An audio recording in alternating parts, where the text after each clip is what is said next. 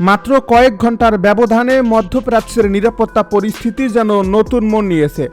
এমন একাধিক দাবি সামনে এসেছে যা সত্য হলে পুরো অঞ্চলের সামরিক ভারসাম্য বদলে যেতে পারে। একের পর এক দেশে অবস্থিত মার্কিন সামরিক স্থাপনাকে লক্ষ্য করে সমন্বিত হামলার দাবি করছে ইরানের ইসলামী বিপ্লবী গার্ড বাহিনী বা IRGC। শুধু একটি ঘাঁটি নয়, বরং কমান্ডো সেন্টার, রাডার, অস্ত্রভান্ডার, ক্ষেপণাস্ত্র ব্যবস্থা সব কিছুকেই লক্ষ্যবস্তু করা হয়েছে বলে দাবি তেহরানের।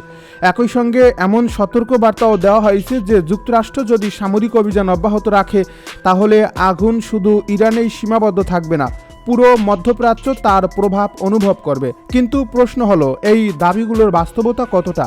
আর যদি এর একটি অংশ সত্য হয়ে থাকে তাহলে সামনে কি অপেক্ষা করছে? পুরো বিষয়টি বিশ্লেষণ করব এই প্রতিবেদনে। IRGCর প্রকাশিত বক্তব্য অনুযায়ী সাম্প্রতিক অভিযানের উদ্দেশ্য ছিল প্রতিশোধ এবং একই সঙ্গে কৌশলগত বার্তা দেওয়া। তাদের ভাষায় এটি একটি বিচ্ছিন্ন হামলা নয়, বরং পরিকল্পিত ও সমন্বিত সামরিক জবাব। এ বিবৃতিতে দাবি করা হয়েছে যুক্তরাষ্ট্র যে সামরিক চাপ সৃষ্টি করছে তার উত্তর দিতে ইরান এবার প্রতিরক্ষামূলক অবস্থান ছেড়ে আক্রমণাত্মক প্রতিরোধের পথ বেছে নিয়েছে। সবচেয়ে আলোচিত দাবি এসেছে সিরিয়া ঘিরে। IRGC বলছে সেখানে যুক্তরাষ্ট্রের একটি বিশেষ অভিযান পরিচালনাকারী কমান্ডো সেন্টারকে লক্ষ্য করে হামলা চালানো হয়েছে। যদিও এ দাবির স্বাধীন ও নিরপেক্ষ যাচাই এখনও সম্ভব হয়নি, তবুও সামরিক বিশ্লেষকদের মতে কোনো কমান্ডো সেন্টার যদি কার্যকরভাবে ক্ষতিগ্রস্ত হয় তাহলে সেটি শুধু একটি স্থাপনারই ক্ষতি নয়। এখান থেকেই সাধারণত বিশেষ বাহিনীর অভিযান সমন্বয়, গোয়েন্দা তথ্য বিশ্লেষণ, আকাশ সহায়তা নিয়ন্ত্রণ এবং বিভিন্ন ইউনিটের মধ্যে যোগাযোগ পরিচালিত হয়। এর ফলে এমন স্থাপনা যুদ্ধক্ষেত্রে কার্যত মস্তিষ্কের ভূমিকা পালন করে। এরপর IRGCর নজর যায় ওমানের দিকে। তাদের দাবি দেশটির সালাম, মালভূমি ও ঘানাম অঞ্চলে অবস্থিত মার্কিন নজরদারি রাডার ব্যবস্থার উপর সফল হামলা চালানো হয়েছে। যদিও সংশ্লিষ্ট পক্ষ থেকে এখনও এ বিষয়ে আনুষ্ঠানিক নিশ্চিতকরণ তথ্য পাওয়া যায়নি, তবুও রাডার ব্যবস্থাকে লক্ষ্যবস্তু করার কৌশল সামরিক দৃষ্টিকোণ থেকে অত্যন্ত গুরুত্বপূর্ণ। আধুনিক যুদ্ধের সবচেয়ে গুরুত্বপূর্ণ উপাদানগুলোর একটি হলো রাডার। যুদ্ধবিমান, ড্রোন কিংবা ক্ষেপণাস্ত্র কোনটি কোথা থেকে আসছে, কত গতিতে এগোচ্ছে এবং কিভাবে প্রতিরোধ করতে হবে তার প্রাথমিক তথ্য আসে এই ব্যবস্থার মাধ্যমে। এর ফলে রাডার অকার্যকর হয়ে গেলে প্রতিরক্ষা ব্যবস্থার প্রতিক্রিয়া জানাতে বিলম্ব হতে পারে। এ কারণেই বিশ্বের প্রায় সব সামরিক শক্তি সংঘাতের শুরুতেই প্রতিপক্ষের নজরদারি ব্যবস্থা দুর্বল করার চেষ্টা করে। সবচেয়ে বিস্ফোরক দাবি এসেছে কুয়েতকে ঘিরে। IRGCর ভাষ্য অনুযায়ী সেখানে মার্কিন ক্ষেপণাস্ত্র প্রতিরক্ষা রাডার, অস্ত্রভান্ডার, দুটি হিওমার্স রকেট উৎক্ষেপণ ব্যবস্থা এবং সংশ্লিষ্ট সামরিক অবকাঠামোকে লক্ষ্য করে হামলা চালানো হয়েছে।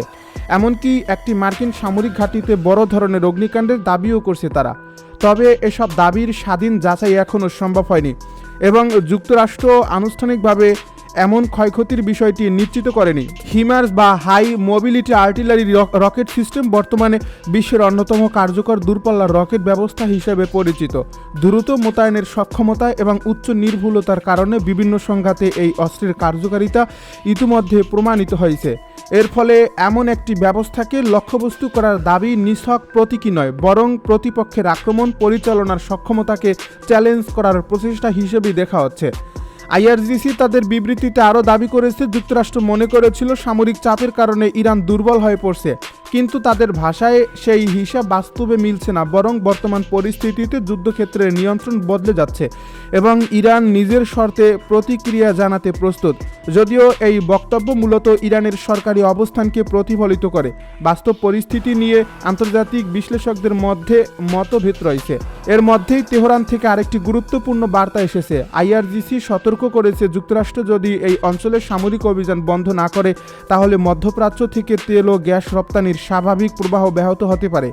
এই বক্তব্য আন্তর্জাতিক জ্বালানি বাজারের জন্য অত্যন্ত তাৎপর্যপূর্ণ, কারণ বিশ্বের বড় অংশের জ্বালানি সরবরাহ এই অঞ্চল নির্ভর।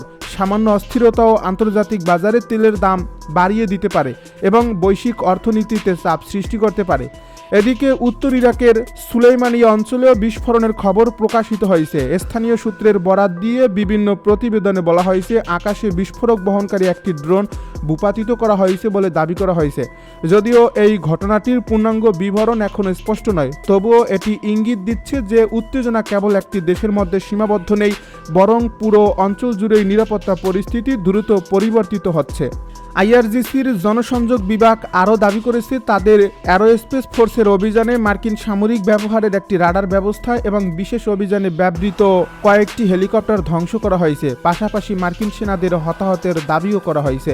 তবে এসব দাবিরও স্বাধীন যাচাই সম্ভব হয়নি এবং যুক্তরাষ্ট্রের পক্ষ থেকে আনুষ্ঠানিকভাবে এমন তথ্য নিশ্চিত করা হয়নি। এর ফলে ঘটনাগুলোকে এখনও সতর্কতার সঙ্গে মূল্যায়ন করছে আন্তর্জাতিক পর্যবেক্ষকেরা। সামরিক বিশ্লেষকদের মতে, যদি সংঘাত এই মাত্রায় বিস্তৃত হয় তাহলে এটি শুধু ইরান ও যুক্তরাষ্ট্রের মধ্যকার দ্বন্দ্বে সীমাবদ্ধ থাকবে না। মধ্যপ্রাচ্যের বিভিন্ন দেশে ছড়িয়ে থাকা মার্কিন ঘাঁটি, আঞ্চলিক মিত্ররাষ্ট্র এবং আন্তর্জাতিক নৌপথ সবই সম্ভাব্য ঝুঁকির মুখে পড়তে পারে। বিশেষ করে পারস্য উপসাগর ও আশপাশের কৌশলগত এলাকাগুলোতে উত্তেজনা বাড়লে আন্তর্জাতিক বাণিজ্য ও জ্বালানি পরিবহনও মারাত্মকভাবে প্রভাবিত হতে পারে। বর্তমান পরিস্থিতিতে কূটনৈতিক সমাধানের সম্ভাবনাও আন্তর্জাতিক মহলে গুরুত্ব পাচ্ছে, কারণ সংঘাত যদি আরও বিস্তৃত হয় তাহলে এর প্রভাব শুধু মধ্যপ্রাচ্যে সীমাবদ্ধ থাকবে না। বৈশ্বিক অর্থনীতি, জ্বালানি নিরাপত্তা, আন্তর্জাতিক বাণিজ্য এবং আঞ্চলিক স্থিতিশীলতার উপরও এর দীর্ঘমেয়াদী প্রভাব পড়তে পারে। সবশেষে বলা যায়, আইআরজিসির দাবিগুলো আন্তর্জাতিক অঙ্গনে নতুন করে উদ্বেগ সৃষ্টি করছে। তবে এসব ঘটনার অনেকগুলোই এখনও স্বাধীনভাবে যাচাই করা সম্পূর্ণ হয়নি। ওয়াশিংটনের দাবি, এসব পদক্ষেপের উদ্দেশ্য হচ্ছে ইরানের সামরিক সক্ষমতা দুর্বল করা এবং ভবিষ্যৎ হামলার ঝুঁকি কমিয়ে আনা। তবে তেহরানের বক্তব্য সম্পূর্ণ ভিন্ন। ইরান অভিযোগ করেছে, এসব হামলায় শুধু সামরিক স্থাপনাই নয়, গুরুত্বপূর্ণ বেসামরিক অবকাঠামো ক্ষতিগ্রস্ত হয়েছে। যদিও উভয় পক্ষের এসব দাবির সবগুলো স্বাধীনভাবে যাচাই করা সম্ভব হয়নি। পরিস্থিতি আরও উত্তপ্ত হয়ে ওঠে যখন ইরানের প্রভাবশালী সামরিক উপদেষ্টা মেজর জেনারেল মহসেন রেজাই কঠোর ভাষায় সতর্ক বার্তা দেন। তার বক্তব্য অনুযায়ী, যদি নির্ধারিত সময়ের মধ্যে মার্কিন হামলা বন্ধ না হয় তাহলে ইরান আর সীমিত প্রতিক্রিয়া আটকে থাকবে না। তিনি ইঙ্গিত দেন ভবিষ্যতের জবাব আরও বিস্তৃত এবং কঠোর হতে পারে। এই মন্তব্য আন্তর্জাতিক কূটনৈতিক মহলে নতুন করে উদ্বেগ সৃষ্টি করছে, কারণ এমন ঘোষণা আঞ্চলিক সংঘাতকে আরও বিস্তৃত করার ঝুঁকি তৈরি করে। বিশ্লেষকদের মতে, বর্তমান সংকট আর শুধু যুক্তরাষ্ট্র ও ইরানের দ্বিপাক্ষিক বিরোধের মধ্যে সীমাবদ্ধ নেই। পারস্য উপসাগর ঘিরে থাকা একাধিক দেশ এখন এই উত্তেজনার প্রত্যক্ষ কিংবা পরোক্ষ প্রভাবের মুখোমুখি। ইরানের পক্ষ থেকে দাবি করা হয়েছে, অঞ্চলে মার্কিন সামরিক উপস্থিতির সঙ্গে সম্পর্কিত বিভিন্ন স্থাপনাকে লক্ষ্য করে পাল্টা হামলা চালানো হয়েছে।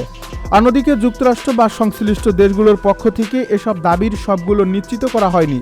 এর ফলে প্রকৃত ক্ষয়ক্ষতির চিত্র এখনও পুরোপুরি স্পষ্ট নয়। যুদ্ধের প্রভাব শুধু সামরিক ক্ষেত্রে সীমাবদ্ধ থাকছে না।